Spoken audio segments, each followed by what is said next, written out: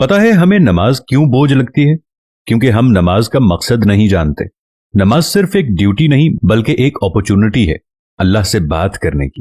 اگر آپ نماز کا مطلب سمجھیں گے تو آپ کو پتہ چلے گا کہ سورہ فاتحہ سے لے کر آخری سلام تک نماز اپنے آپ میں ساری کی ساری دعا ہے، آپ کے اور اللہ کے درمیان ہمیشہ رہنے والی دعا ہے۔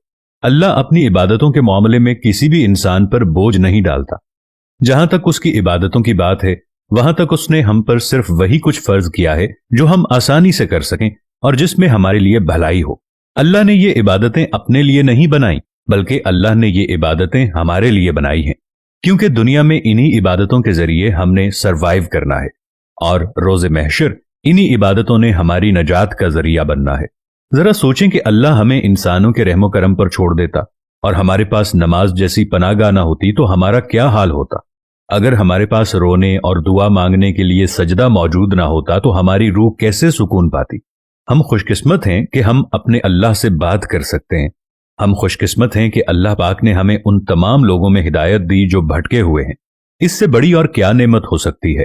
نماز کائنات کی سب سے محفوظ جگہ ہے، ایسی جگہ جہاں برتر اور کمتر دونوں ایک جیسے ہوتے ہیں، ایسی جگہ جہاں نیکوکار اور گناہگار دونوں برابر ہو جاتے ہیں۔ ابھی کچھ دیر پہلے میں نے ایک کوٹیشن پڑھی کہ تنہائی میں کبھی چاند کو دیکھنا اور دیکھ کر سوچنا کہ رسول اللہ صلی اللہ علیہ وآلہ وسلم بھی اسی چاند کو دیکھا کرتے تھے۔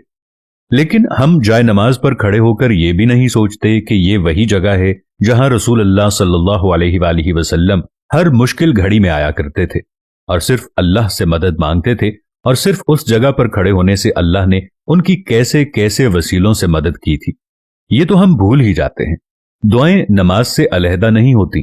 آپ جتنی نمازوں میں پابندی رکھیں گے اللہ پاک اتنی ہی آپ کی دعاؤں کی قبولیت کے معاملے میں پابندی رکھے گا۔ تو اگلی دفعہ جب آپ جائے نماز پر کھڑے ہوں تو یہ سوچ کر کھڑے نہ ہونا کہ ہم اللہ سے بات کرنے کے لیے آئے ہیں، بلکہ یہ سوچنا کہ وہ ہمیں سننے کے لیے آیا ہے اور وہ ہم سے بات کرنے کے لیے آیا ہے۔ آپ کے لیے یہ بڑے اعزاز کی بات ہے کہ وہ ذات جس سے بات کرنے کے لیے بڑے بڑے عبادت گزار ترستے ہیں وہ ہم سے بات کرنے کے لیے آیا ہے۔ آپ اگر ایسا سوچیں گے تو نماز آپ کو کبھی بھاری نہیں لگے گی انشاءاللہ، بلکہ نماز آپ کے لیے آسان کر دی جائے گی۔ بس ایک بار کوشش کرنی پڑتی ہے پاؤں کو جائے نماز پر کھڑا کرنے کی، پھر اگلی دفعہ آپ کو آپ کا دل جائے نماز کی طرف لا کھڑا کرے گا۔ میں اپنے اللہ سے یہ دعا کرتا ہوں کہ جتنے لوگوں نے نمازیں پڑھی ہیں ان کی نمازوں کو قبول فرما، اور جو لوگ نماز کی طرف نہیں آ رہے ان کے دل میں ایمان کی کوئی روشنی جلا تاکہ وہ تجھ تک نماز کے لیے آ سکیں اور سجدہ ریز ہو سکیں۔ میرے پاک پروردگار، آج ہم تجھ سے اپنے کیے ہوئے گناہوں کی معافی مانگتے ہیں اور تجھ سے التجا کرتے ہیں کہ ہم سے سجدے کی توفیق تا قیامت نہ چھیننا۔ آمین ثم آمین۔